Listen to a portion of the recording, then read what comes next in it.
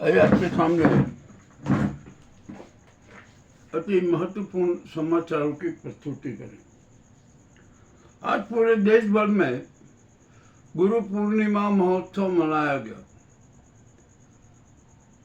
लोगों ने अपने अपने गुरुवर का स्मरण किया, श्रद्धा सुमन अर्पित किए और एक बड़ा अच्छा माहौल रहा। खंडवा में दादा धूनीवाले जी के आश्रम में भक्तों की भीड़ रही, भैरव मंदिर पे भी भीड़ रही, उज्जैन के काल भैरव मंदिर में भी भारी भीड़ रही और भैरव स्थानों पर भी लोगों ने अपने श्रद्धा सुमन अर्पित की, पूजा अर्चना की और अनेक घरों में, अधिकांश घरों में भैरव की पूजा की गई, आराधना की गई। ये पूरा संपन्न हुआ। अब आज आषाढ़ मास खत्म हुआ, कल से श्रावण मास शुरू होगा। शिव मंदिरों में भीड़ रहेगी, कांवड़ यात्राएं शुरू हुई। अच्छा है भाई, होना चाहिए। जो भी हो रहा है ना, कोई बुरी बात नहीं है। परंतु जो सावन का महत्व जो पहले पूर्व समय में आता था कि झूले डलते थे, सावन के गीत सुनाई देते थे, अब वो यहाँ शहर में कुछ भी नहीं, कहीं पर भी सुनाई नहीं दे रहे। निसंदेह ग्रामीण अंचल में जरूर ये छवि उभर कर आती है। अब क्या करें भाई, जो भी यहाँ है ना, परिवर्तन है, वक्त परिवर्तनशील रहता का। अब जो भी हो रहा है ना, ठीक है। श्रावण के कल से श्रावण का आगाज हुआ। विश्व प्रसिद्ध महाकाल मंदिर में तो थोड़ी दर्शन व्यवस्था में बदलाव किया गया और किया कि सामान्य दिनों में भगवान के पट 2:30 बजे से खोलेंगे,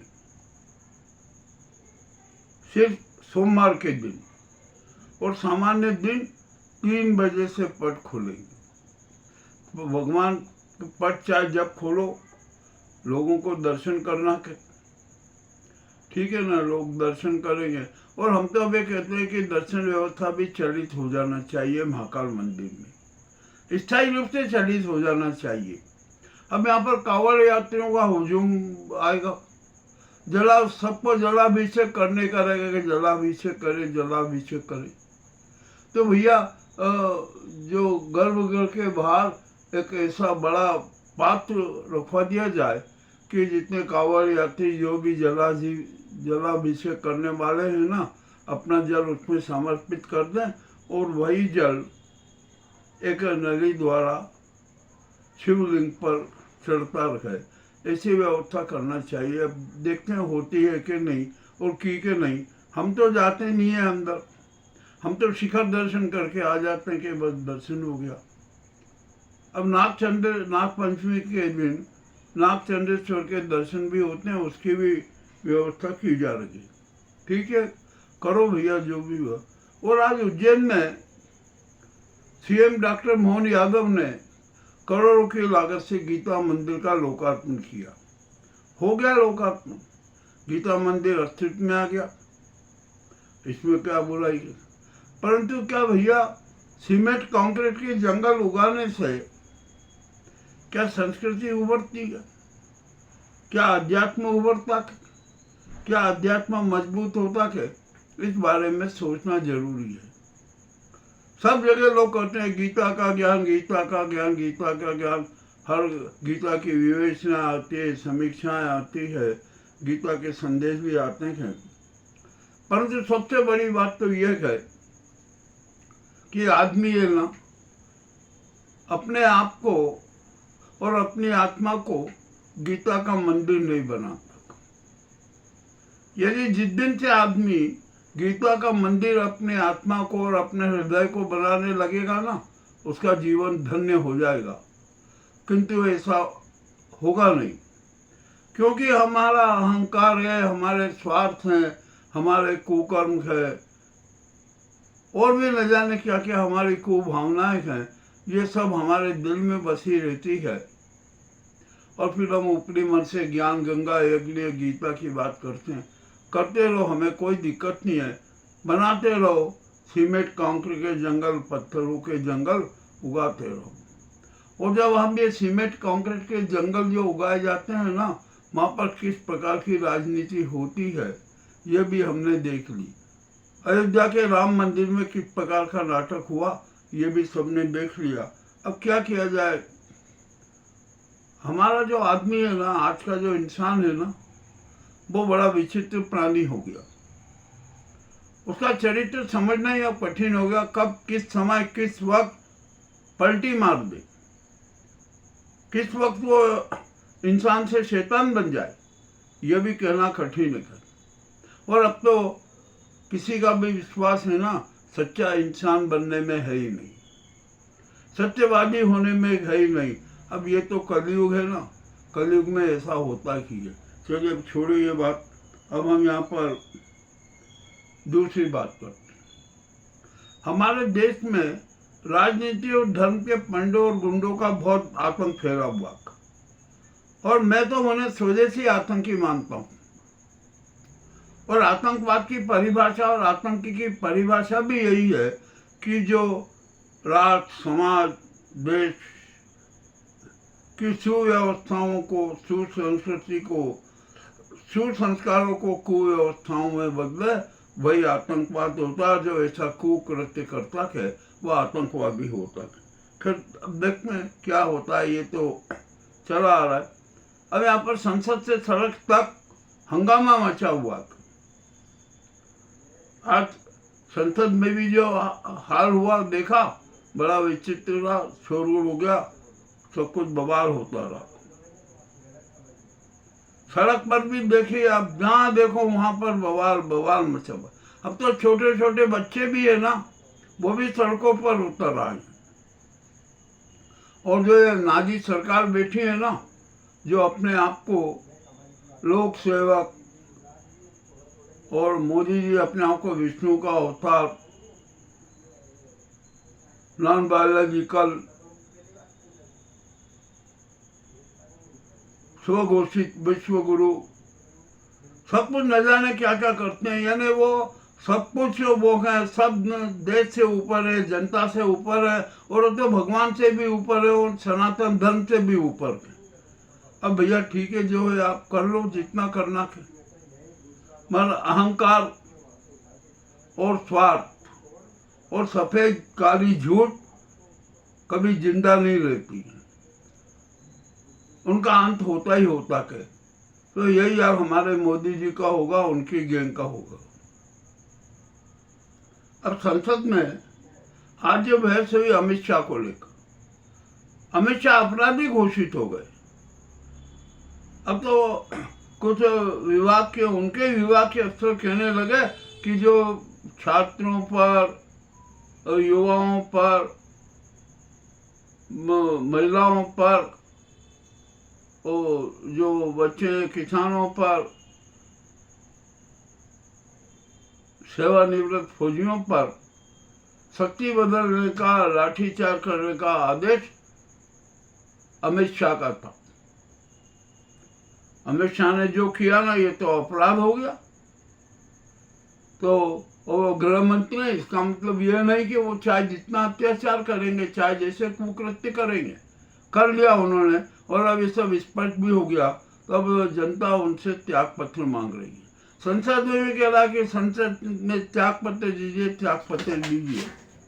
वो जो दे रहे हैं ना, अब करते रहेंगे, कुछ भी उनका देखेंगे कि क्या होता है क्या नहीं होता है। मामला बड़ा विचित्र। और अब तो देश में है ना, मोदी जी का भी त्याग पत्र मांग रहे जनता, सब दूर सारा हो गई। सुप्रीम कोर्ट ने 8 राज्यों को नोटिस दे दिया उन्माद के लिए, अत्याचार के लिए। देखते हैं वो क्या जवाब देंगे। अरे हम तो सुप्रीम कोर्ट से कहते हैं कि भैया आपको इनको नोटिस देने की जरूरत ही नहीं है, आप तो इन पर एक्शन लीजिए, सीधा एक्शन कीजिए, चाहे वो कौन सी भी सरकार हो, और किसी भी दल की सरकार हो, किसी भी गठबंधन की सरकार हो, उस पर कठोर से कठोर कार्रवाई होना चाहिए। ये सारी बातें हुई। अब सोनिया गांधी के कारण ये पूरी गुजराती गैंग परेशान है।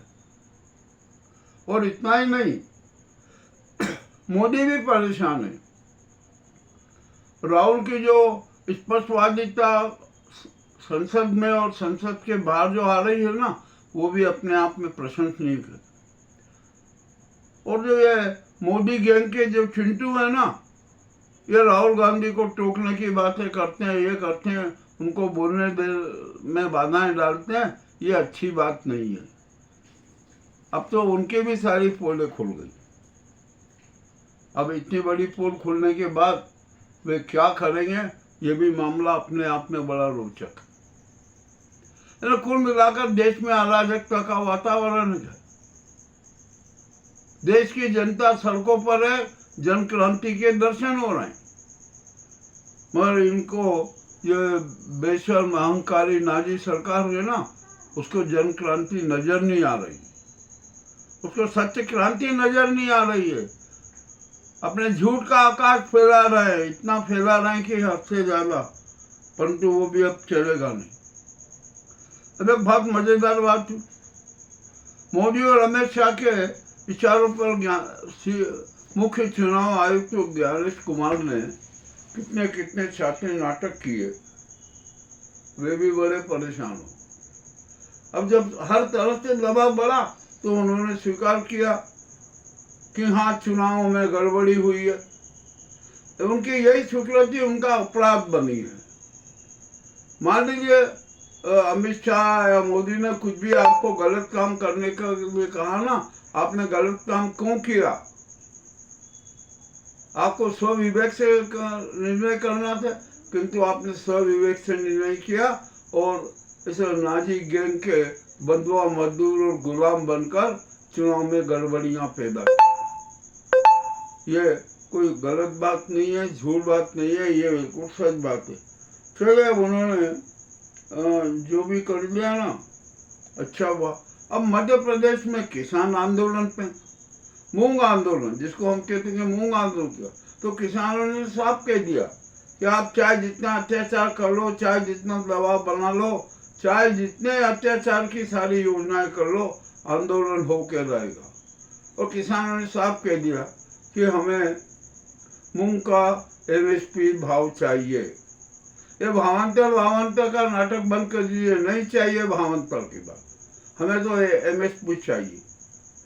और खाद का जो ये टिकट वाला सिस्टम है ना, उसका भी किसान विरोध कर रहे कि एक तो खाद के पर्याप्त मात्रा में मिलता नहीं है और न जाने कब वो देरी से आता है, जबकि समय निकल जाता है, तो हम इस खाद के बारे में फिर क्या करेंगे?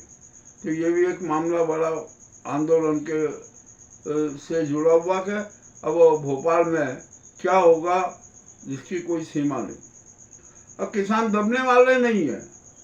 पुलिस ने होशंगाबाद, नर्मदापुरम से लेकर भोपाल तक बैरिकेडिंग की, किंतु किसानों ने सारी व्यवस्था ध्वस्त कर दी जो अत्याचार करने वाली।